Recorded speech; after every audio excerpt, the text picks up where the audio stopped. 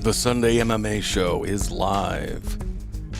Number 3, March 13th, 20, Double Deuce. The Iron Man streak continues. Hope everybody's had a good week since we last spoke. Pretty busy weekend of fights, that's for sure. I thought the card overall, the UFC card overall, was pretty damn entertaining. Even if that main event left something to be desired. Let me know you're in the chat and if the sound is working and all of that. As always, I will be taking questions and reacting to comments in the chat section. We may open the phone lines as well if that's appropriate. Things we'll talk about today include, who looked impressive for UFC Fight Night Vegas 50, or I believe it's Fight Night 203, 202. So who looked impressive? Who fell short of expectations? We certainly had a main event with more fainting than a Victorian melodrama. What did we learn about Ankalaev? There were statements made as well on the card, particularly the undercard. Song Yadong, Khalil Roundtree, Alex Pereira, among others. Hot up-and-comers, McKee. He shines early and then falls a little short. Dober overcomes a hell of a fast start from McKee and shows that there aren't just levels to technique, but there are levels to experience and maybe even mental toughness. And Sadiq Yusuff has a very solid win against tricky vet Alex Caceres. Plus, we've got a few other topics online. If we get to them, discuss some of the recent fight announcements, including Tony Ferguson versus Michael Chandler, Robert Whitaker versus Marvin Vettori. Those are some pretty big fights. Very interesting. Definitely crossroad implications in both of those matchups. And Tai Tuivasa, he's hot on the trail of Stipe Miocic. But Stipe is looking for a bout with Jon Jones or a title fight, while Jon Jones just wants to be left alone, apparently. And Henry Cejudo this week shows he just wants to be wanted by the UFC. And as I said, we'll get to questions and answers from the chat and possibly open that old phone line. So welcome to the show. Thanks for showing up. Good to see you. Pulse Reloaded. Nadav Drew is here. Serge is here. John Wayne. Good to see you, my friend. A nice little passel of folks. So we will definitely jump into the UFC Fight Night card, go through that. One other bit of information. This week I am going to be finally releasing an episode Wednesday. It'll go live. It'll post live on YouTube. So if you're not yet subscribed and you want to check that out, it's been a little over 3 years since we put out an official, actual episode. And this will be the stylings of Cavassier, the goddamn newt. Finally tracked him down, made him put together an episode. I'm excited for that. And I expect to do a Friday early evening live stream as well. Just looking at the fight card. It's the London event with Volkov and that British guy. What's his name? Why is his name skipping my brain right now. You know who I'm talking about. The young guy. He wanted to slow play his career, but then he just kept having so much success, he just couldn't do it. He had to take the fights that were available to him. Of course, I'm talking about Tom Aspinall, a very, very interesting prospect at heavyweight. So I'm excited to do that. It'll be a week by week. This show, the Sunday MMA show, the live stream, will become more and more production to it, bringing in video. I started working on that pretty heavy this past week.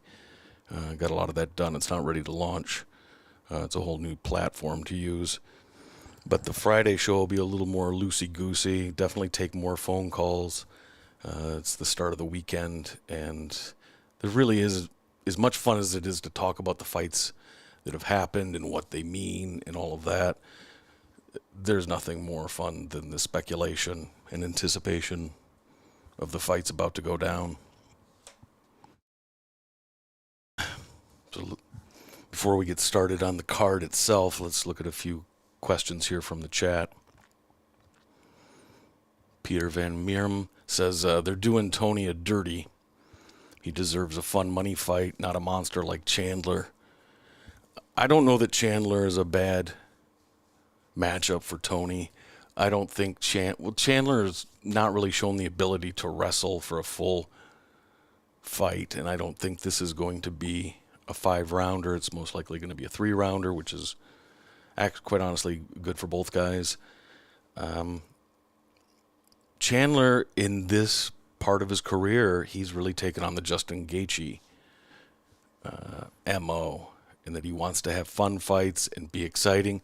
Look, it's not whether you win or lose. It is how enticing you are, how much, it's not just hype, but how much interest you can bring to your organization and to your fights. And Chandler's gone out there. He's lived by the sword and died by the sword. That's where the money is. George Masvidal just cashed the 3rd biggest contract apparently in the UFC, and the guy has a middling record.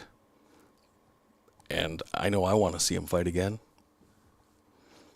I think I think Chandler's going to go out there against Ferguson, and he's going to try to put on a show. He may start looking for takedowns, particularly if things get a little out of control.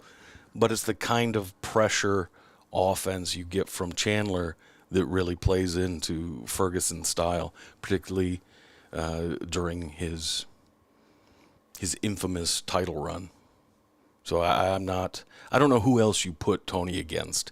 I think it would be a disrespect to Tony to try to find some short notice, non-top 30 fighter to put in there against him. That's just not the way Tony rolls. He always wanted to fight the toughest fights possible, and he did. He never turned anybody down, and he never said no to the UFC as far as we can really tell. He tried to play his hand a little differently there for a while, but once he left Paradigm Management and got with his new group, it's been pretty straightforward, taking the fights that make the most sense and the most relevant for him, but also who the UFC wants him to fight. So I think it's as good of a matchup as anything else. Maybe a Dan Hooker would be more fun, a little more winnable, because Dan Hooker isn't going to take anybody down, and he's just there to throw those hands.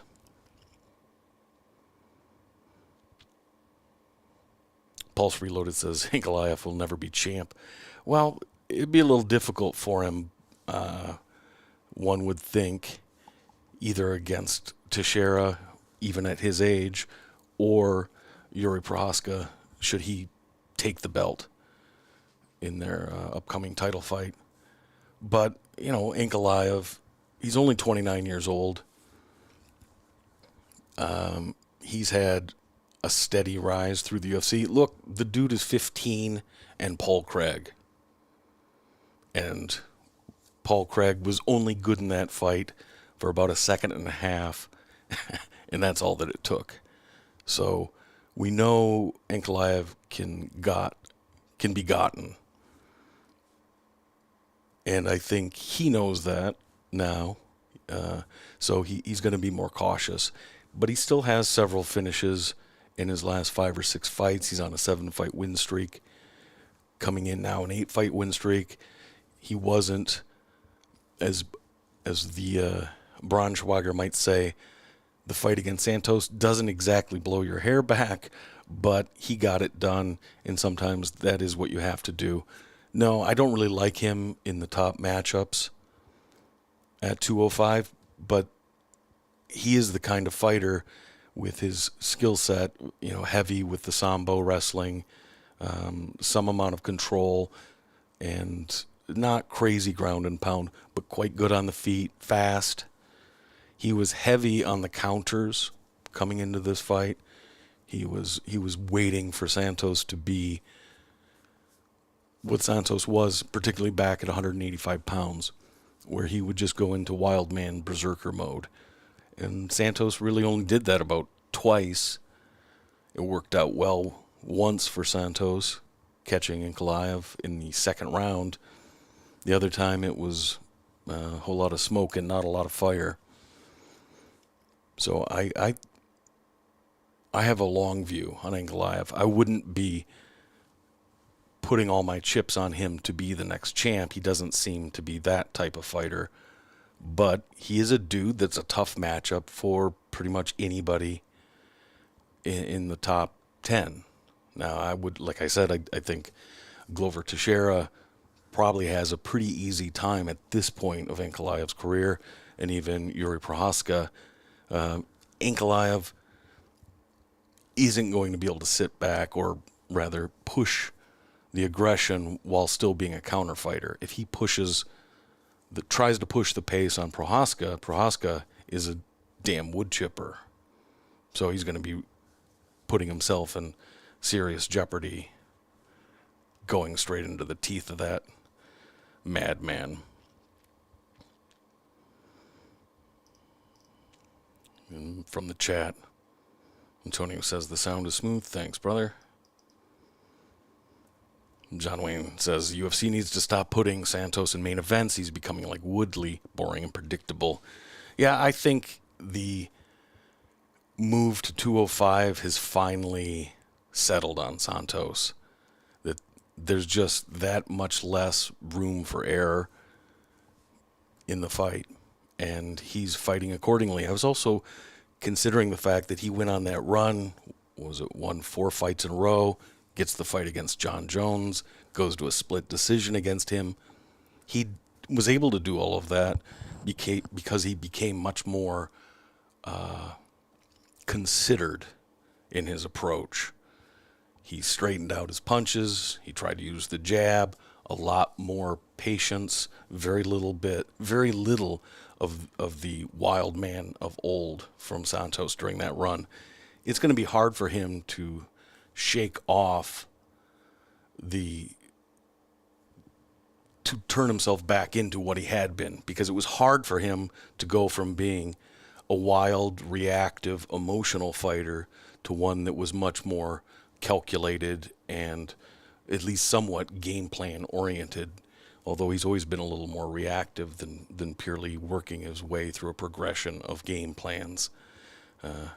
I think that's what we're probably going to get from Santos until, if and when he wakes up one day and decides that he's not trying to get the belt, he's just trying to have the best, most exciting fights possible. Then just go out there and let the bungalows fly. And at this point in his career, it's probably his best bet. 38 years old, he'd have to go on a pretty good streak right now to get back in title contention. So why not have a little bit of fun, maximize your impact with the fans, and maybe make more money than you would otherwise.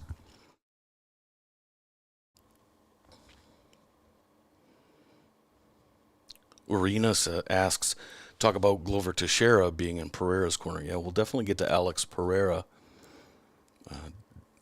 in a few minutes. He was one of the notable fighters with a very good performance, and I would say, considering the level of competition he faced with Bruno Silva, was maybe the most impressive performance by somebody really trying to establish themselves in the moment as a contender. At 34 years old, it's tough to say he's a prospect. He needs to get his sea legs in the UFC, and in his second fight, they just threw him in with Bruno Silva. I'm trying to remember what Adesanya's second fight was, and it wasn't at the level of somebody like a Bruno Silva, who has 19 KOs in his career, 7 KOs in a row coming in. Very, very impressive dude. Still trying to make his name in the UFC was Bruno Silva. I don't think Silva goes away. I think he goes back to the drawing board, and Alex Pereira is a unique customer. We will definitely get to that fight.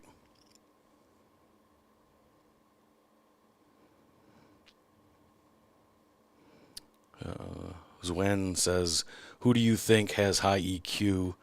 I assume you mean emotional quotient or emotional intelligence in the UFC. I feel like old Connor and Ariel are very high EQ, with someone like Vittori being the opposite. Having an emotional capacity, the ability to see what's going on around you, read the room, is one way to think about it. The person who can walk in the room and get a feel for where everybody is, who's on a hair trigger, who's anticipating something, who you can play around with, and who wants to be left alone. Yeah, definitely the old Connor. He was very plugged into that. He doesn't seem to be near so much anymore. I've done some writing, and at some point we'll probably put it into an episode, really breaking down, as I've been working on this series of episodes that are looking into the psyches of different fighters and seeing how it plays out over a span of their career, the way they approach things, their mental attitude, their basic overall psyche, as much as we can get into it. And yeah, Connor was extremely perceptive. The way he could find the one thing that would make an opponent or a trash talker versus him feel uncomfortable. He did his research, but he was also good in the moment. Yeah, and Ariel Helwani has a good emotional intelligence as well. His is definitely linked to high anxiety. He's concerned about everything. And so I would say for him personally, it's probably more of a curse than a gift, because all that emotion ends up feeling negative to a person like Ariel. It's one of the reasons he needs so much affirmation. Hold on. It's one of the reasons he needs so much affirmation and is constantly asking the fighters that he interviews if they have an issue with him and can they work it out. And 9 times out of 10, they've never had any issue with Ariel, but he feels like it. So in that way, he's not as perceptive in an accurate way about the emotional lives of others and their behaviors, but he's definitely highly attuned and very, he's like a cop with a radar gun, hiding in a real good spot. He's waiting to pull over somebody that's speeding. So Ariel's always looking for somebody with a high emotional output or an edge to them, because he always carries so much anxiety himself forward.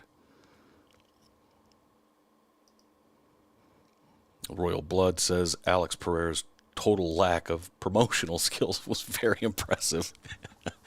Yeah, the dude, You'd think he could learn a phrase, even just rip off Diaz and say, Israel Adesanya, you've stolen everything I've worked for.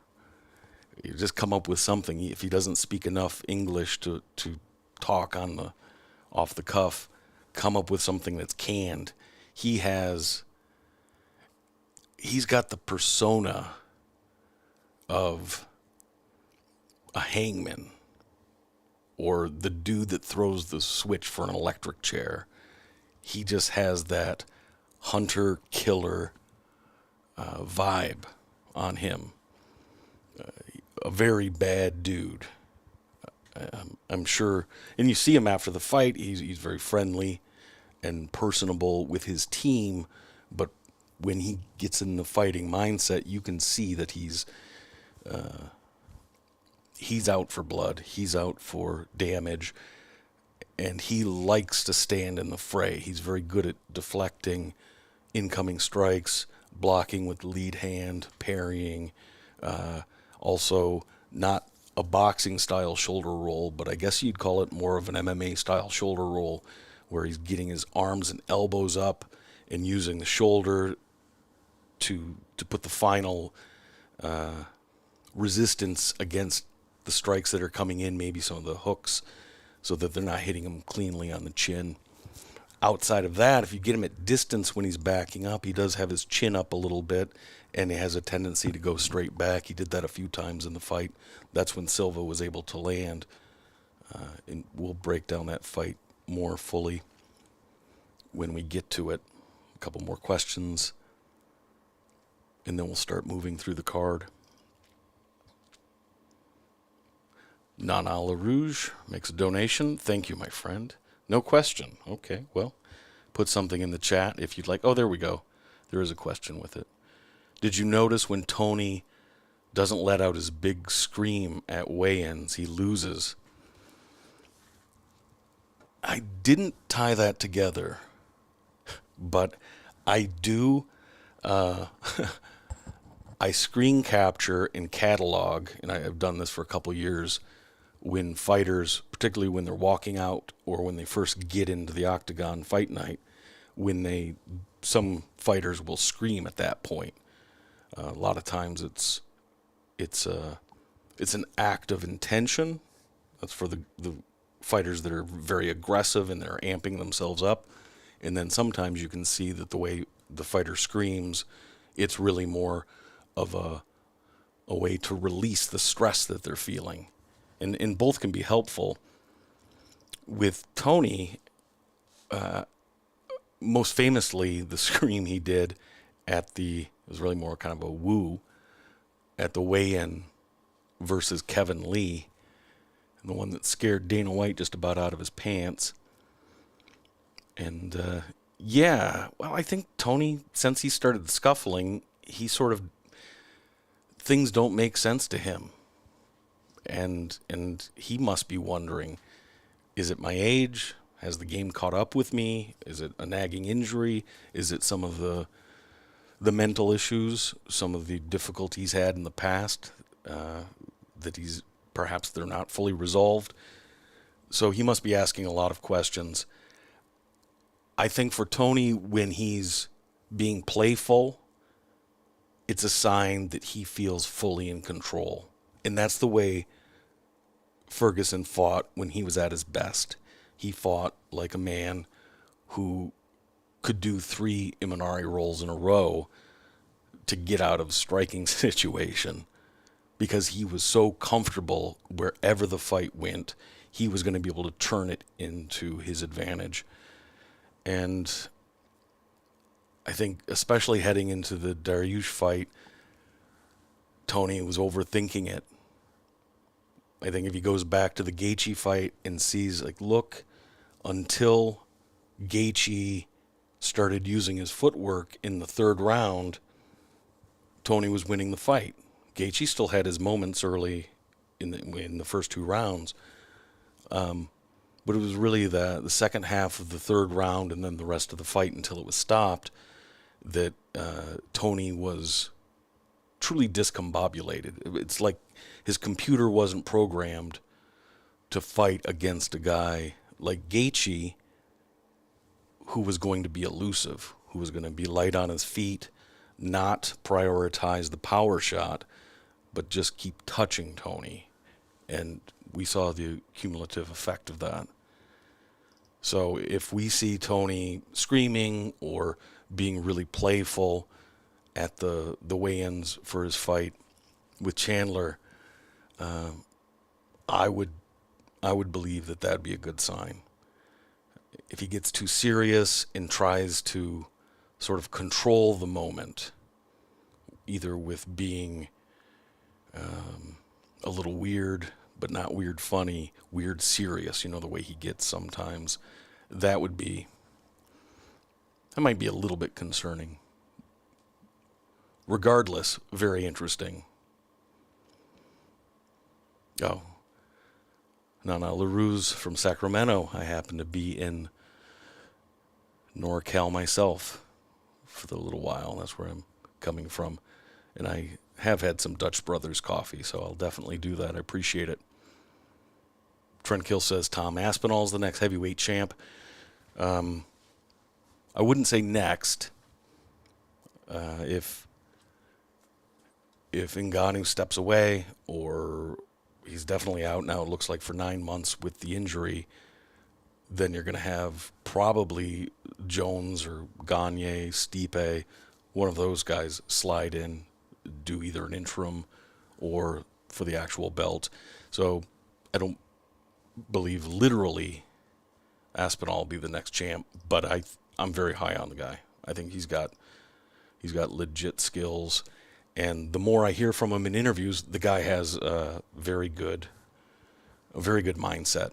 He seems centered, takes it seriously, but not too seriously. That's a tough balance to go through. So we'll work our way back through the fight card from last night. The co-main event, Marlon Moraes versus Song Yadong. Moraes came in ranked number 10 at 135 pounds. Yadong ranked 14. And I've got to admit, I was pretty slow to jump on the Yadong hype train. But he looks as legit as any 24-year-old we've seen in a long time, in my opinion. To me, what was most impressive in this fight, he gets a first-round KO. One, more kudos to Keith Peterson. He got it exactly right. He was the ref in the McKinney fight where Dober came back. He gave Dober plenty of time to recover because Dober looked like he was trying to recover. With McKinney, he was very quick to end the fight because McKinney was done fighting. In the Song Yadong Marlon Moraes fight, Yadong lands that amazing hook uppercut and flatlines Moraes. His head actually hits the canvas. And Peterson, cool as can be, slides in there, ends the fight. He doesn't have to throw himself on the aggressing fighter. He doesn't have to make a big show of it. He keeps Moraes safe, ends the fight when it should be, and he's able to see a difference between this fighter is trying to come back, he's trying to survive, and this fighter's just completely out. So kudos to Keith Peterson for that. But big props to Song Yadong. The man is extremely fast, even for the 135-pound weight class, which is known for its speed, its combination of speed and power. And he definitely brings both. The dude is looks like he damn near has the power of a prime Cody Garbrandt or even a John Lineker, but is able to deliver his power shots more regularly than either of those fighters were able to do ultimately. And just the speed and his combinations. I will say for Yadong, tap the brakes a little bit. He's only 24 years old. He's definitely going to be in the top 10 now. Ideally, I'd like to see him against Aljamain Sterling.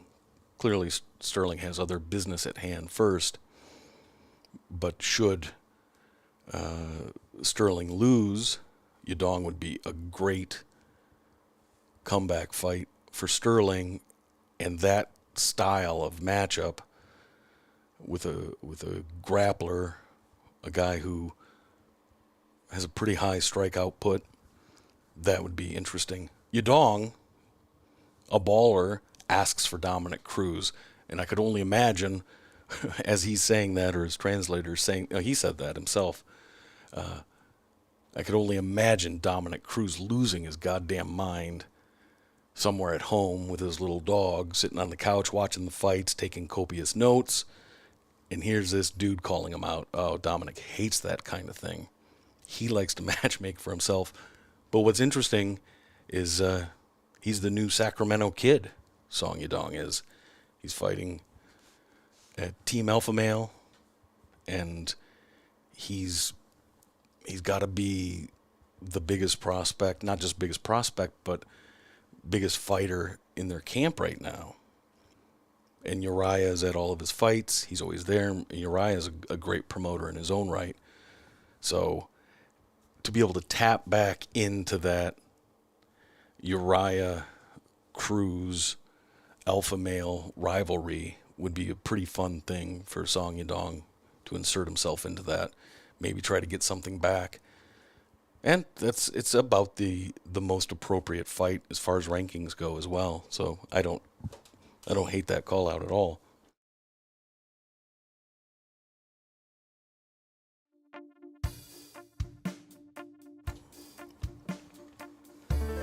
The next fight, Sadiq Yusuff versus Alex Caceres. Yusuff, number 12 in the featherweight division. Alex Caceres going on an improbable run after having had a very up and down career. The kind of guy who could look really, really beatable over a string of fights, but then always seems to present difficult situations for fighters, particularly guys without as much experience. That's really been the role that Caceres has played.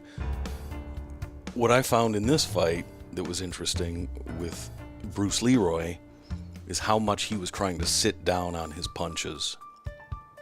Sort of a complete role reversal with Sadiq, who normally tries to sort of brawl and maul, combination of a little bit of wild, hard swinging, and grappling, where Sadiq was very much working a game plan, which was impressive. Because not everybody has the mindset to do that. It was good to see it from Yusuff. But Caceres was sitting down on his punches, and I think it was trying to get the respect and distance, because Caceres was having a difficult time getting and maintaining the distance he wanted in the fight. Yusuff was able to cut off the ring, push him against the cage, and pretty much beat that front leg at will. And ultimately that's what won it for Sadiq Yusuff. He won it 30-27 on two cards, 29-28 on the other. I think I had a round in there for Caceres, but it was never really in question at any point for Yusuff. And I think it's a really big step up for him. In his previous fights, it was difficult to tell just how he was going to land, if he was going to be one of those fighters who makes it into the, squeaks into the top 15 and then isn't able to push beyond that once he starts with the more veteran and varied competition. The ability to put wins together goes away. But with this new evolved version of Yusuff, I like it. And he was good on the mic. He was personable. He gave you a little bit of himself in the interview after the fight. I think things are bright for the future of Yusuff. For Caceres, I remember him on The Ultimate Fighter and didn't think he was I didn't think he was going to go on a 25 fight or 26 fight career with UFC and counting. So at 33 years of age, he'll probably fall out of the top 15, but he's always there. He's always there to pick up a fight, a last-minute fight, something interesting. He's a good option to test young guys coming into the UFC, particularly from the Contender Series.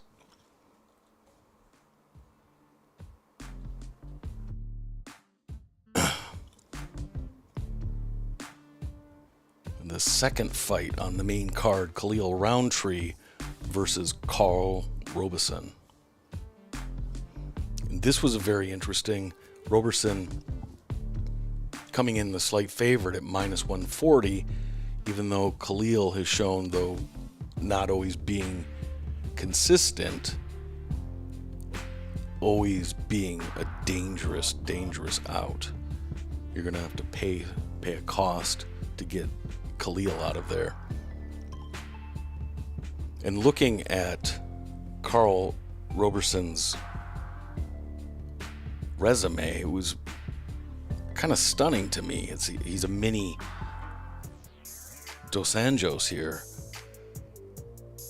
His resume is very impressive. In just 8 fights at the UFC, he's already fought Darren Stewart, who's not the most well-rounded, but a hard puncher, Glover Teixeira, Marvin Vettori, Brendan Allen, Cesar Ferreira, and on the Dana White Contender Series, I had forgotten this, but he knocked out Ryan Spann to get into the damn show. I would have to say at this point, Carl Roberson is a little bit snake bit with the matchmaking, and I hate to say that he's underperforming. I mean to put this all into a context that's actually positive.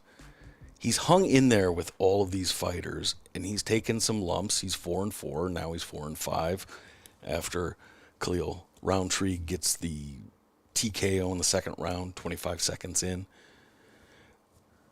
But I'd hate to see the UFC cut Carl Roberson, I guess is the point I'm trying to make. The guy still has some upside, in my opinion. He's athletic, but it'd be understandable if he was second-guessing himself. The dude has done the UFC a solid time and time again, jumping in against all the animals that I already mentioned that he fought thus far in his UFC career. For Khalil, I really like this guy. Ever since being introduced to him, what was it, through the Contender Series? Now I'm trying to remember how he made his way in. He only had a handful of fights coming in professionally, coming into the UFC. He had quite a few fights. He's really changed his style, because when he came in, he saw himself as a Muay Thai guy. And to start this fight, the way he was crouched down, bladed sideways, very different approach. And I believe he was just trying to get a read on Roberson, being ready for whatever the guy was going to spring on him. And I've always thought Khalil is, he's one of those rare artist / cerebral guys who's also an absolute assassin, a heartless killer once the cage door closes. And we saw that in his previous fight where he did the knee stomp, and half of the MMA world lost their mind, saying the fight or that technique needed to be stricken from the rules, outlawed.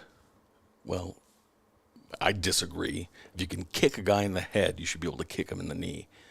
And Khalil was one of the few guys who was able to utilize the technique as something more than just keeping an opponent at distance. Very, in a small way, almost like a Benson Henderson, the way he's always doing these little experiments. Some of them don't work. Some of them work really well. And he's always trying different approaches. I don't know that he ever gets in true title contention But for me, Khalil Roundtree is always going to be a fighter worth watching. And hopefully Carl Roberson rather, will be able to put the pieces back together, let him come in against, give him another opportunity, is what I'm trying to say. He's now working with James Krause. That seems to have given him more direction. So I'd like to see that play out a little bit longer.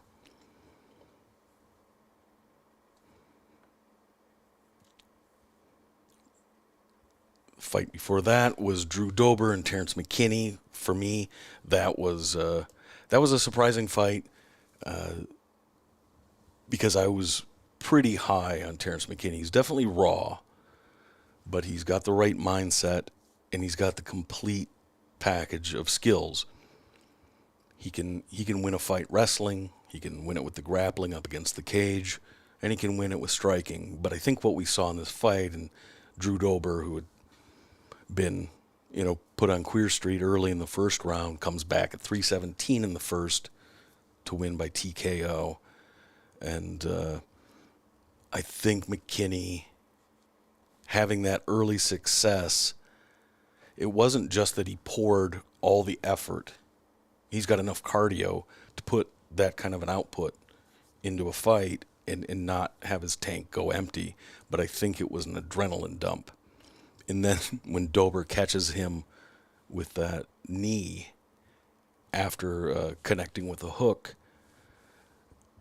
it basically took McKinney's will to be in there. You could see that he was reevaluating.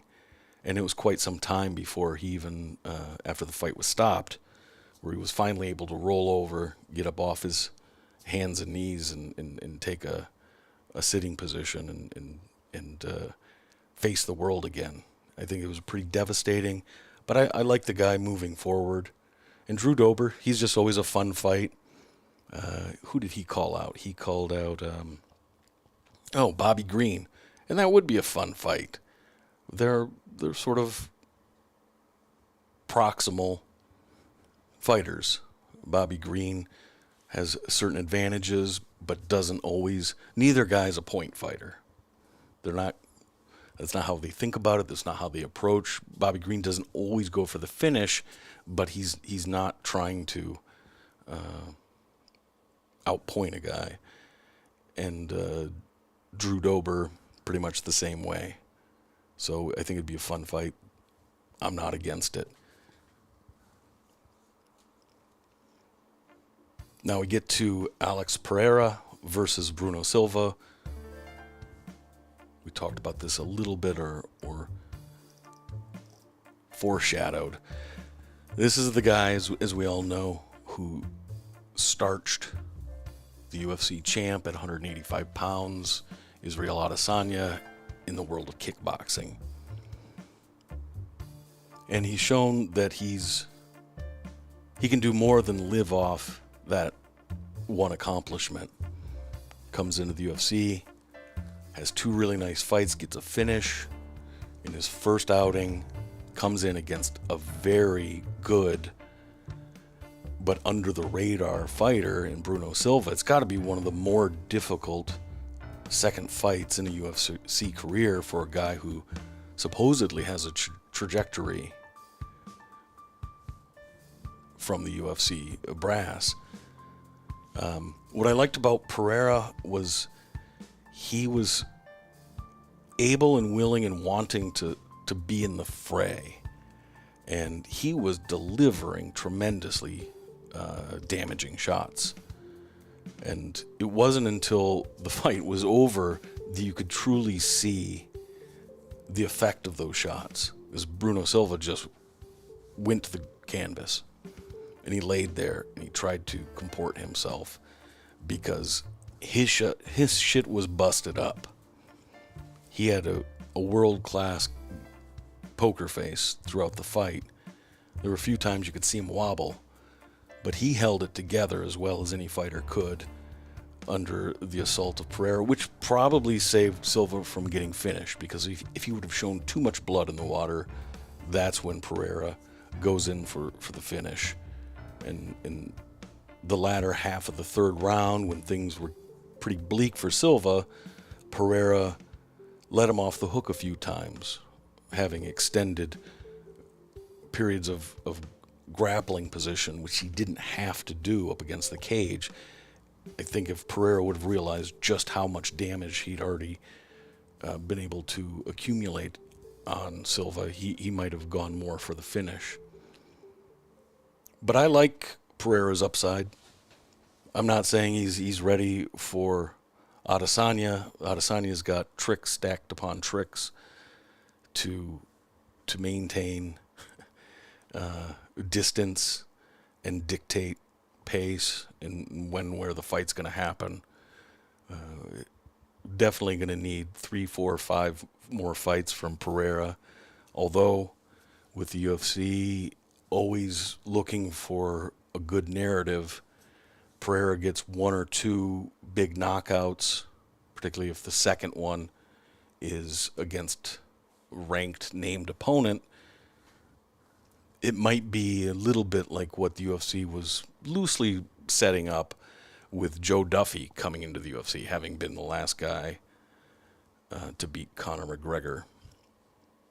It's one of those built-in storylines, though Joe Duffy was not one to play that role, where I think Pereira would be happy to play that role. And quite honestly, I think it would be helpful for Izzy to have an actual nemesis. Izzy tried to turn Robert Whitaker into the bad guy and a nemesis, and I don't even know if Izzy understands that, because certainly I don't know anybody else who does.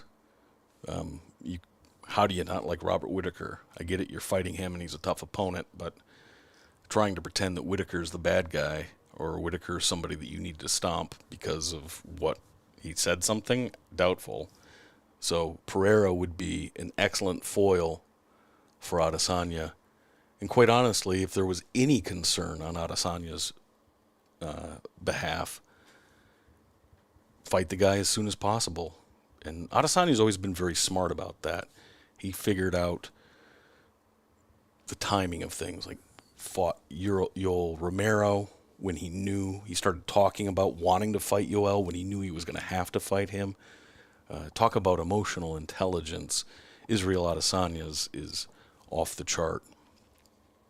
As I've said before, he's probably the best at creating narratives for himself that end up having, that end up having a real impact on his career. Some more questions.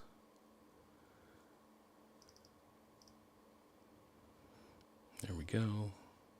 Yes, the headliner was definitely a yawner.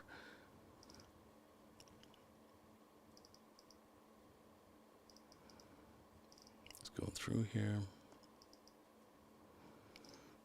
John Wayne asks about the Kevin Lee, Diego Sanchez. Yeah, Lee's been scuffling for a long time. He could never put it all together. He's one of those guys who had the wrestling chops.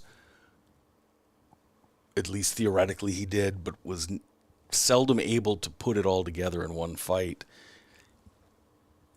I think reputedly he's a guy that wasn't the most serious training guy. Like, he was serious about his career, and he definitely put, I guess I would say, a full effort in overall, but not the guy to grind it out as far as cardio, and he may just have limitations with that. Not everybody has a second lung like Colby. Definitely with Kevin Lee having the knee issues, that's an issue, and I didn't see the whole fight, so I can't speak with any depth on that. I've only seen the highlights. Didn't look great. Definitely Diego made a nice account for himself if that ends up being his last fight. That particular matchup and the attention that it got made me start to question, okay, how long before Eagle FC, Khabib, and Ali Abdelaziz, their organization, because clearly Ali's the one who's running the organization. He's doing the matchmaking. He's got all the connections. Khabib's got the connections, the pipeline from Russia to bring in that stream of fighter right into his organization. And, just before the World Series of Fighting, sort of the bottom fell out, Ali had turned that organization. It was better than Bellator. It was fighter for fighter at the top of each division. They had, it's back when Arlovsky was having a resurgence in his career. I'm trying to remember there was another heavyweight that was also really having a career resurgence. But up and down, they had solid names from the past that still had something left in the tank, and they developed some young guys. They had Justin Gaethje. And Bellator under Scott Coker, during the WSF era, Bellator was still being run by Bjorn Rebney. And I guess this is the one question. If you think it's silly to think that Eagle FC could be more relevant than Bellator in a short amount of time, even though Bellator has a deal with Showtime and Paramount and whomever else, it wasn't that long ago that Bellator was trying to convince everybody that Kimbo versus Dada 3000 was a legitimate fight. I mean, that is Scott Coker. He built a great thing with Strikeforce. But I think some of that ends up, you have to look at it in hindsight and say, well, part of that was proximity. He was taking all the talent out of American Kickboxing Academy at a time where it was difficult for talent to get into the UFC. The UFC was not pulling the numbers of guys into the organization. They didn't have nearly as many fights per year at that point. They didn't have the big broadcasting contracts that they now have. And so you had guys like Luke Rockhold and Cain Velasquez and not Cain, but Josh Thompson, the list goes on, that Coker was able to identify and utilize in Strikeforce.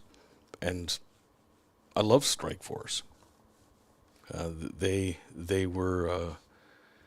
It was difficult for them to go toe-to-toe with the UFC because their roster wasn't quite as deep.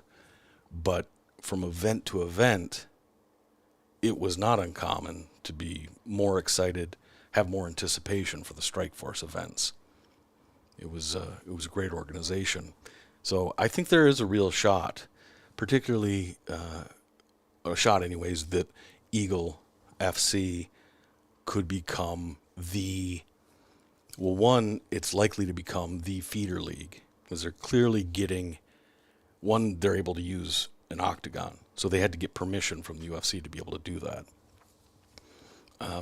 Dana is backing. He may even helped fund part of that to help Khabib. They've always had a pretty special business relationship, and it makes sense for Dana.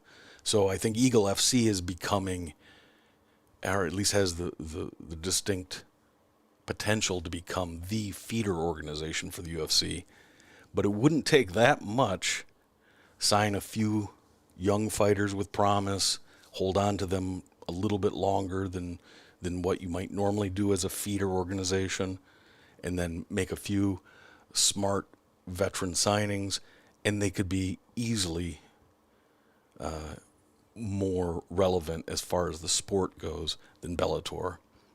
Because I think people are finally realizing that the Scott Coker method is to create false stars by never allowing them or never even asking them to fight anybody of consequence, intentionally keeping certain divisions void of talent. So like Cyborg, there's never going to be anybody for her to fight, and that's by design, I believe, from Scott Coker. And people do get sick of all the can-crushing matchups that the Bellator's famous for. In fact, a lot of people watch. I know I watch Bellator.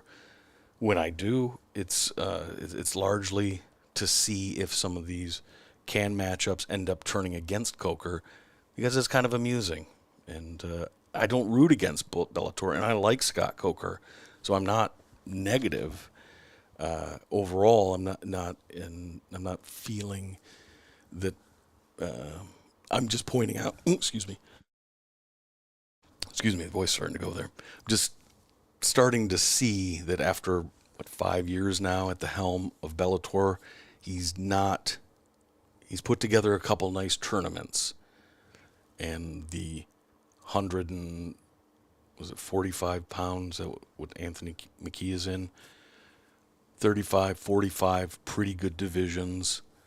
But it's laughable when Scott Coker says, I've got a better champ at 205 and 185 than the UFC. I've got a deeper division at 135 and 205 than the UFC. It's just a bad look. Stop comparing yourself to the UFC. Be your own thing, and because people will want to watch both. So,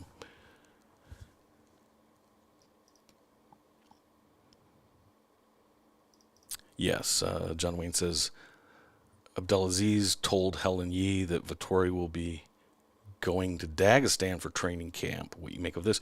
Well, that's crazy. That's some, was it Rocky 3? Rocky 4? Where he goes to, or wasn't 2, that was Clubber Lang. But he goes to Russia to train, and this isn't going to be Moscow. This is going to be Dagestan. That's a whole nother world of hurt, and that may be just what a guy like Vittori needs. He already was mentally tough in his own way, where he just knew how to go forward, but he was horrible at game planning, and particularly in the Adesanya fight, he thought he might have won that fight, if you recall. As the 4th and 5th rounds were playing out, and then when the decision was read, you could see by his body language, Vittori, for some crazy reason, thought that it had been a competitive fight.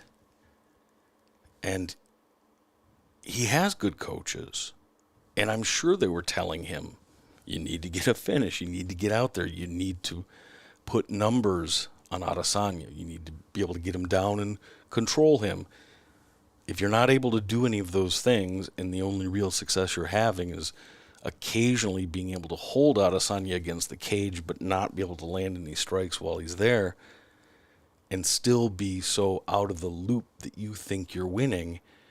I think Vittori even spoke about it after the fact sometime later, saying, yeah, I guess I was so focused on what I was doing and the small successes I was having that I lost track of the bigger picture. Well, get him over there in Dagestan. He's not going to meet with Khabib because Khabib hasn't been to Dagestan in years. It doesn't seem to be going back anytime soon. But I'm sure there are gyms and whoever is producing the fighters that's coming through the Khabib pipeline of all these great Dagestani fighters, just get in with those old boys, and just living their lifestyle would probably do a lot to harden Vittori up, get his mind in the game a little more, because nobody worked a game plan more deliberately than Khabib. You know, he rode that thing to a perfect career. Carlos Laurie, UK in the house. Good to see you, brother. Earl Goldberg, good to see you. Yeah, Prohaska scares the shit out of me. Absolutely. The guy's very interesting, and I'm looking forward to his fight with Glover, in part because they're going to get the big production. You're going to get a full mini documentary on Yuri, and I want to see what kind of crazy shenanigans he gets down to at home when he's thinking about stuff, inventing new hairstyles, whatever kind of crazy training he does, you know that there are depths to plumb with that guy. Kevin Lee has the most diluted interviews ever. Every time he changes weight classes, he says it's going to be the best thing for him. He seems confused and lost. Why you think that is? Well, on one hand, he's trying to will things into being by saying them. And he believes in himself. And there's nothing wrong with that. It can be a fine line between self-belief and self-delusion. And what you need is a strong group. Your coaches, friends, family, a spouse, somebody who grounds you in reality and can say, dude, you're showing your ass to the world. You're talking crazy. Dial it back a little bit, focus on the basics, and see how things progress at that point. To me, there's nothing wrong with the hyperbole in building up a fight, saying you're the greatest. If that's the style you go with, do it. And a lot of people in the MMA media have talked about just how dogged Kevin Lee was getting his foot in the door. It wasn't just getting into the UFC, but he flew across the country to be live on various shows and podcasts. He did that with Chael. I think he did that with the Junkie guys. And I seem to recall there were a few other people who have said, yeah, like Kevin Lee was dogged and determined. Didn't really know who he was at first. He kept contacting me until I had to have him on the show. And then he does a pretty entertaining interview. I mean, sometimes it can be he can get off the tracks a little bit, but he's a guy who will at times play a role and then turn around and bare his soul in an authentic way. He's also had problems recently with substance abuse. Those are all signs of instability and lack of a foundational force in his life. And again, if he had a spouse or a set of friends, but from what I can tell, all the videos the UFC did of Kevin Lee, he takes care of his parents. He takes care of his brothers and sisters.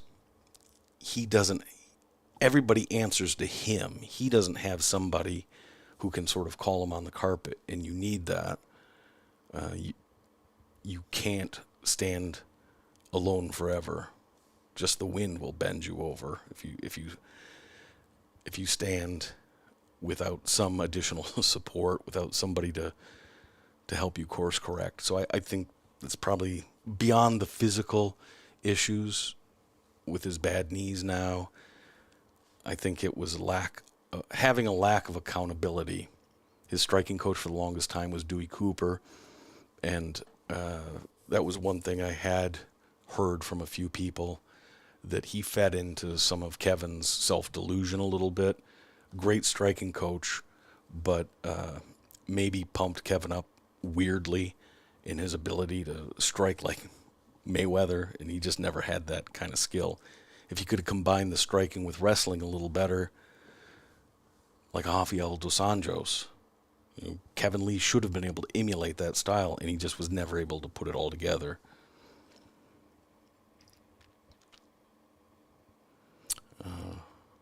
John says, I feel like Quinta broke Kevin Lee when he beat him the second time. I remember Lee's interview going into that fight. He only took it because Khabib failed to impress against Al. Yeah. Well, I will say, to give Lee credit, he did win that fight. He ended up losing the last round very badly, but he narrowly won that fight. He won the first 3 rounds. I went back and did a punch-by-punch analysis of that fight. I didn't put it out because I didn't want to get flagged by the UFC for using too much footage of their content, but he clearly outstruck and outfought Iaquinta in that 3rd round, But the second half of the third round, Al started coming on. Totally understand why the judges saw it for Al. And then he dominated. So from a technical sport standpoint, Kevin Lee won the fight on the merits, as the rules say, or at least he should have. But as far as a street fight goes, or the eyeball test, Iaquinta definitely put his stamp on that fight. And Iaquinta should have never been able to hang with Kevin Lee. In the first fight, I get it, coming in, your debut, fighting a junkyard dog with heart for days like Iaquinta, that's a tough fight to take. But the second time, he had so much more talent and physical ability than Iaquinta. He just couldn't put it all together. Tony Ferguson keeps mentioning Khabib on Twitter and Instagram. Do you think Tony is frustrated at Khabib for pulling out in the title fights, realizing he didn't get his shot, or blames Khabib for it? Well, definitely there's some blame to go with Khabib. But ultimately, the fights you take, you're responsible for taking them. And Tony didn't have to take the fights after Khabib pulled out. For me, it'll always be 209. That was the bad one because it was just the tiramisu, which I don't know if Khabib actually ate any tiramisu, but he was way overweight. He mismanaged his weight cut, and Khabib, of all fighters, had no room for error because he cut so much weight. You can see in the pictures, he's bigger than Usman. He doesn't have the reach that Usman has, but just his frame and his bulk, way bigger than Usman. Not way bigger, but he's clearly bigger than Usman.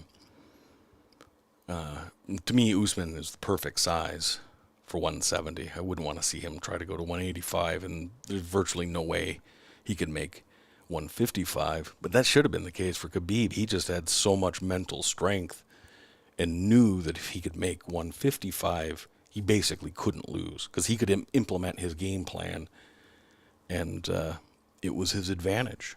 And, certain fighters are able to exploit a small advantage and make an incredible career out of it. It's very impressive. Nice to see Khalil show his human side post-fight. More fighters need to show that side instead of their Drago act. We can relate to them more that way. Yeah, I'd heard some things from Khalil before, and even in his post-fight in-cage interviews, he said some pretty thoughtful stuff. And you can just tell that by looking at the dude, the way he comports himself. That's a thoughtful guy. Very interesting. I like seeing that as well.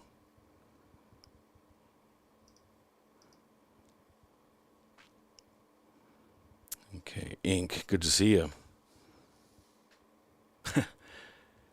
Ink says he's designated himself as conductor of the Bryce Mitchell hype train.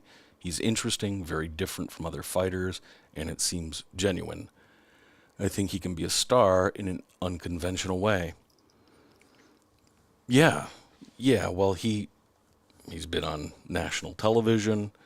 It could have gone really bad because some of the things that Bryce originally said could easily be taken as very polarizing.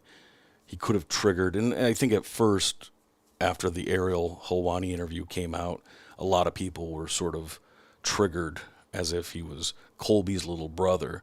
But given a little bit of time and then seeing subsequent interviews, week of the fight and then after the fight, and the way he performed and the way he presents himself to the public, I think a lot of people softened their stance on Bryce Mitchell and just thought, okay, the dude's authentic. He may or may not have a different view of things than I do, but there's room for a guy like that in our space, and I think there certainly is. He'll have to be careful not to turn it into a gimmick because he's getting all this attention. But no, there's a guy, we talked about Kevin Lee not having a foundational grounding, where a guy like Bryce Mitchell, he's got his family, he's got his farm, he's got his state, he's got his country, he's got his belief in God. all of those personal things that are important to him on an individual level, they ground him. They give him a framework to operate in the world, basically have decent behavior and have the humility to apologize if you go too far. Kevin Lee didn't have anything. There were no parentheses around his life to keep him within some spectrum of reasonable behavior. He could go in any way, and he was always needing to be self-reliant. And I think that ultimately was difficult for him. But with Bryce Mitchell, great performance. We talked about it last week. Great performance against Edson Barbosa. I was surprised at how well he was able to handle himself when there was stand-up. And for a guy who's not a traditional, like an all-American wrestling background, he's a dude who's able to effectively, one, his timing on the double leg, the blast doubles he got, I believe he got 2 of them against Barbosa. And Barbosa, he was quite effective a different lifetime ago, but he was very effective early in the Khabib fight, shaking off some of those takedowns. Now, Khabib's not a blast double guy, so it's apples and oranges all the way around. But for Bryce to be able to have the reactive, explosive, and powerful takedowns and the ring IQ to be able to work them in within the context of the fight in the moment, but also within the larger structure of a game plan, amazing. That's very impressive. There's a little bit of a eyeball test issue for me with Bryce. Is he undersized for the weight class? How does he hang with somebody like Ortega or Yair? Ideally, the fight I think that you'd want is to bring Zabit out of retirement or wherever the hell he is. I don't know. Has he started a real estate business? Because I keep hearing, and have been for the last year and a half, Zabit's about ready to come back, and then he never comes back. So hopefully everything's good with him. He was a very interesting prospect and had a lot of people excited. So should he want to come back, let him have a go at Bryce Mitchell. That would be fun, because Zabit lost his place, or at least should have, in the rankings. He's been out so long. Bryce is going to be in that top 15 now. Let those two guys go at it. That'd be fun. And I wouldn't judge Mitchell purely over how his next 2 or 3 fights go. My guess is because of his age and because of the jump in competition he's likely to experience, he'll probably take a few losses. That's the normal progression in a career. There aren't many Khabibs, who come in and know how to manage their career, know how to manage their fight style, and just win. So you're going to have your ups and downs.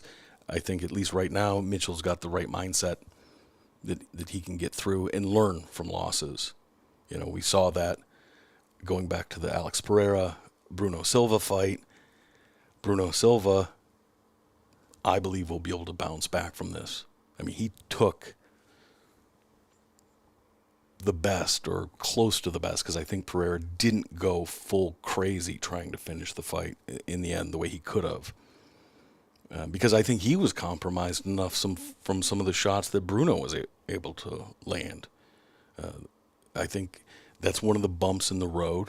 He'd had 7 KOs in a row coming in on a real nice streak. He was 3-0 in the UFC. Well, you take a loss against a hot prospect coming in, or potential prospect in Pereira. Well, that is, for the normal career arc, you have those dips. So I wouldn't judge Bryce too harshly if he stumbles or doesn't look quite as dominant in his next fight. But yeah, guy's fun. Guy's a lot of fun. Royal Blood says UFC pushed Chimaev to 170 to get rid of Usman and leave the way for Pereira at 185. He's probably 2 fights away from Adesanya. Well, the UFC pushed Chimaev because the guy was undeniable. He's got it all. He represents an area of the world where the UFC was about to lose their biggest star in Khabib. And as I've said before, I do believe Chimaev hastened Khabib's retirement. That if he was at all thinking about sticking around to pick up win number 30, Chimaev is just too much of a live wire because he won't just demur to Khabib. When Khabib's never in a situation where he has to deal and battle for the alpha position. He makes sure, one way or another, that everybody around him is deferential. And that's not a criticism. Quite honestly, I think he's deserved it.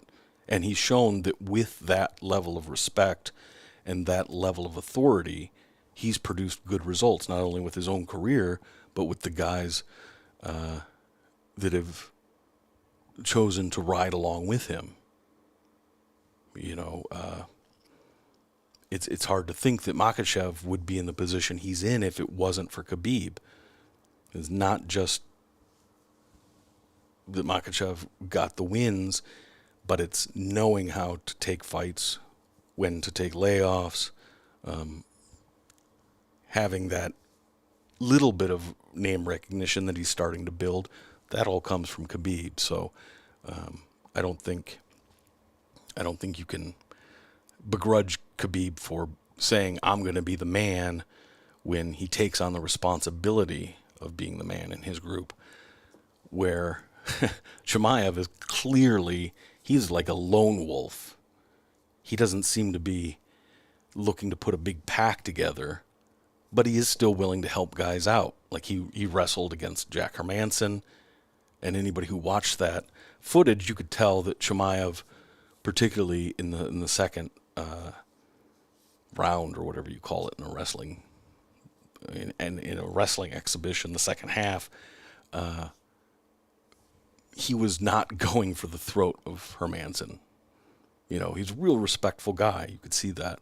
And now taking Darren Till under his wing, Chimaev he seems to be the sort of bloke that he's very confident in himself, absolutely a dominant personality, but doesn't have a problem making space for other people who are unique. He doesn't have to make them knuckle under and follow in line very strictly. Certainly a dude like Darren Till, he's going to go his own way. He's going to say crazy shit. I can only imagine the shenanigans those two get up to. But it says something about Chimaev that he's able to roll with that. That's very cool, very progressive. That's not something you would ever expect to see from Khabib. He wants everybody, he's a much more conservative dude. So, yeah, I think the UFC's happy that Chimaev has come along.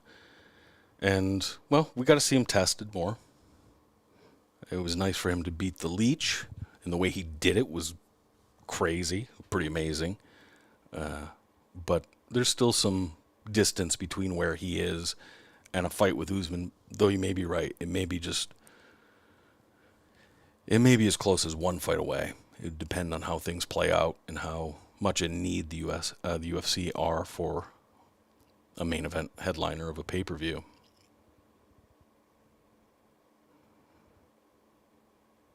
Okay. Paul says, I feel bad for Marlon Moraes, don't you? Yeah, you do. The guy is now 5-6 in his UFC stint, coming in from, he came over from World Series of Fighting as well, I believe. Had a great reputation and is a great fighter. He just has some holes in his game that people have now pretty much figured out, they've identified, and it's rinse and repeat. On top of that, the dude's basically turned into a glass jaw fighter. He hung in a little bit longer after that initial, I mean, the fight only went 2 minutes, so he didn't hang in that long. But within the first 30 seconds, he took a pretty big punch, staggered him, nearly sat him down, seemed to be able to come back somewhat. But at this point, being compromised is baked into the cake with Moraes. You'd have to think that. And I did notice that he took his gloves off and was hanging around in the octagon after the fight for a little while. I don't know if he left him in the cage or if it was incidental and it wasn't directly a nod to the idea that he might retire, but he's got to be thinking about it. That's for sure.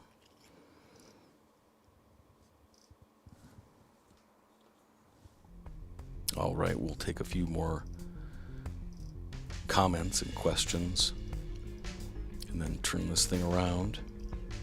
I do want to thank everybody for showing up today. Had a pretty good showing, and it should be back on regular schedule for next week. That's the hope. Definitely be an episode, an actual Cavassier episode put out this week. That'll go up on Wednesday. Good things are happening. Been putting in a lot of work, and it's starting to pay off, so I'm excited for that. Another question or two.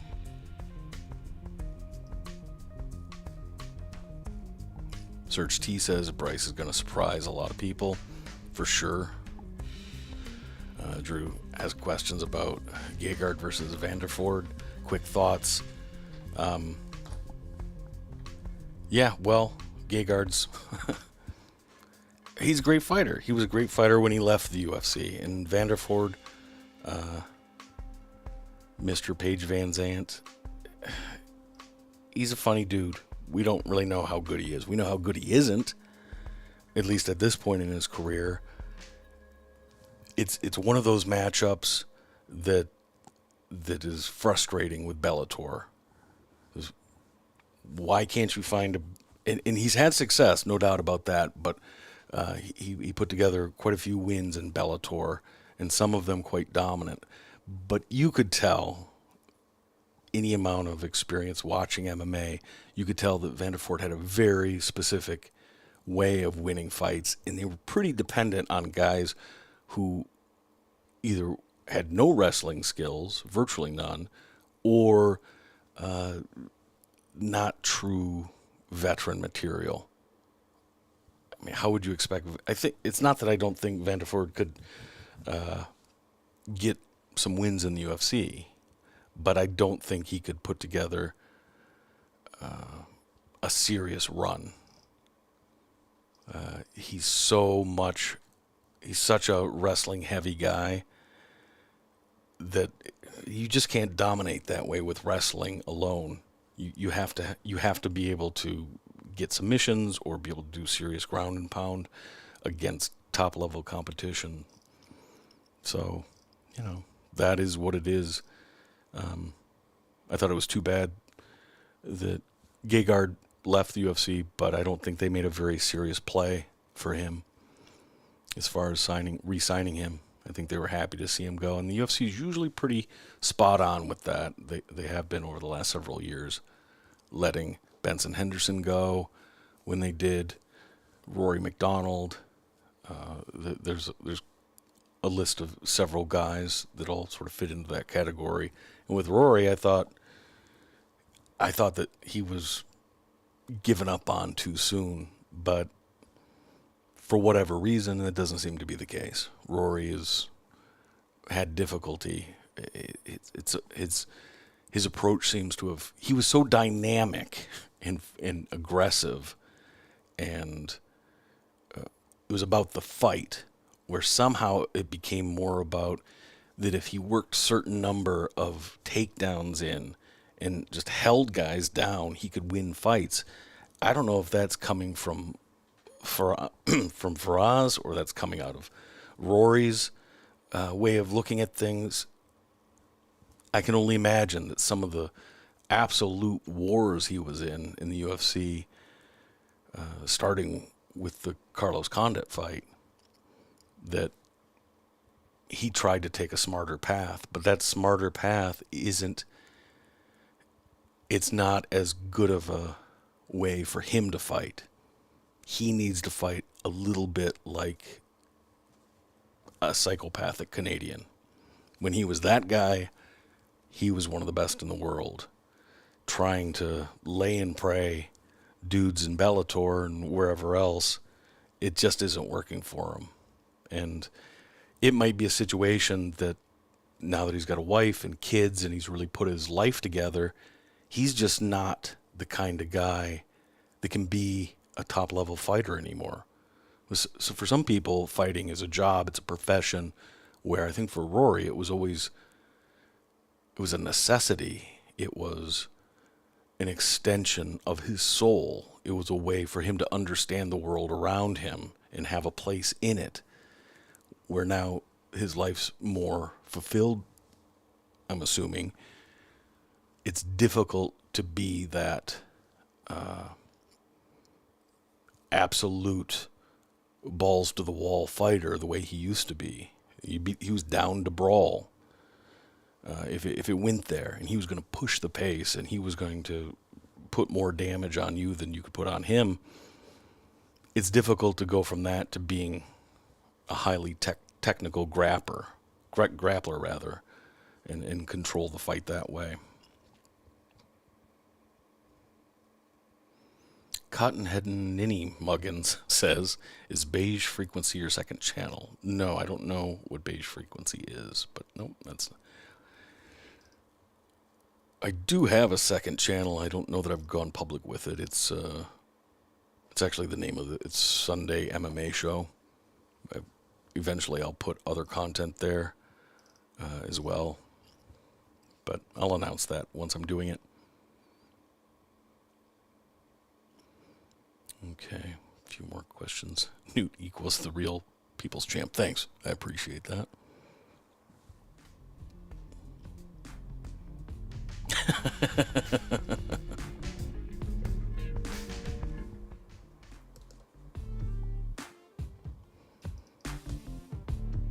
All right. David Smith says Alex Pereira from Glory will knock Izzy out again and become champ. Well, that'd be crazy. I think if he can get Izzy into the space he wants him, he would hurt Izzy bad. Because Izzy isn't a violent fighter.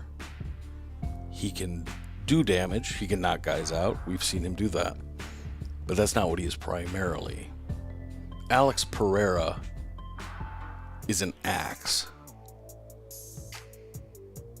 And when you swing it, whatever you hit, there's damage done. Where Izzy is so much more surgical most of the time, left to his own device. And Izzy's not afraid of having a boring fight, because his bank account ain't boring the longer he stays champ. And he knows that, I think he leaves it up to his opponent. If you can make him fight, he'll fight like he did against Kelvin Gastelum. Push to the wall. The guy's got heart. The guy can brawl when he has to. He can take a few shots to land a few shots. But just don't ask Izzy to step into the octagon and do that on his own accord. You're going to have to force him to fight that way.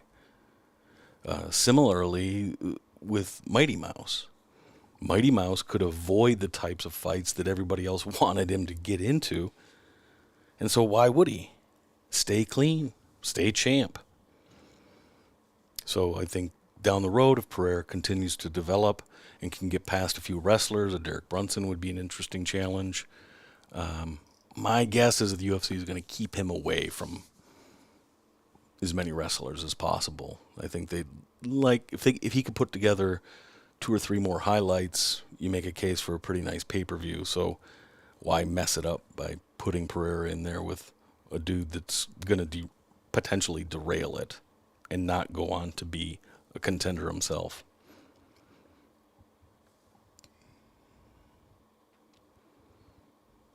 Kevin Classic says he loves the weekly schedule. Yeah, definitely. I appreciate that. Yeah, we'll definitely be here every Sunday, and we'll get it to the exact time. It'll be 11 o'clock North California time. Figure your own time zone from that, West Coast time. And yeah, definitely try to do, I'm hoping to establish the Friday pre-fight live stream, and Wednesday, and it'll either be Tuesday or Wednesdays, I'll put out episodes every week. Just really been able to dial in my schedule and put the full focus on the work. So that's been great. It's been nice.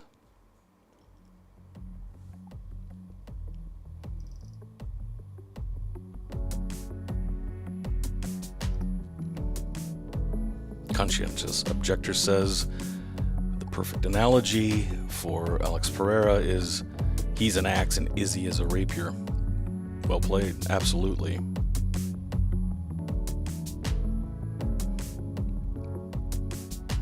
And at the end of the show, I'm not going to jump on saying Khabib is the most overrated UFC champ of all time, because clearly that's not the case. Did he cherry pick some fights and did he weight bully? Only within the rules. He didn't do anything. Khabib didn't do anything with his career that everybody else would be able to do, should they realize how to do it and have the discipline to do it. Ink. I see you there, brother. Good wordplay. Well, brothers and sisters, it's been another successful live stream. We're going to keep doing this, upping the ante, making more content, getting stuff out. I really appreciate it. It's great. I look forward to it every week. I will see everybody in the comments over on the Twitter. You can email me at alpacathesaurus@yahoo.com. I will be checking that more regularly as well, and eventually turn that into an email stream or thread as well, where I can send out some extra stuff. I haven't quite figured out how I want to go along with that, how I want to fill that content-wise.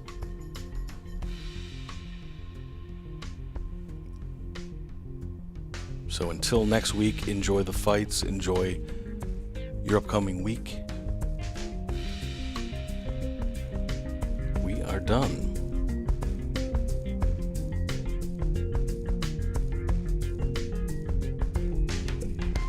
There is some sort of a harmony. It is the harmony of overwhelming and collective murder. And we have to articulate ourselves, otherwise we would be cows in a field.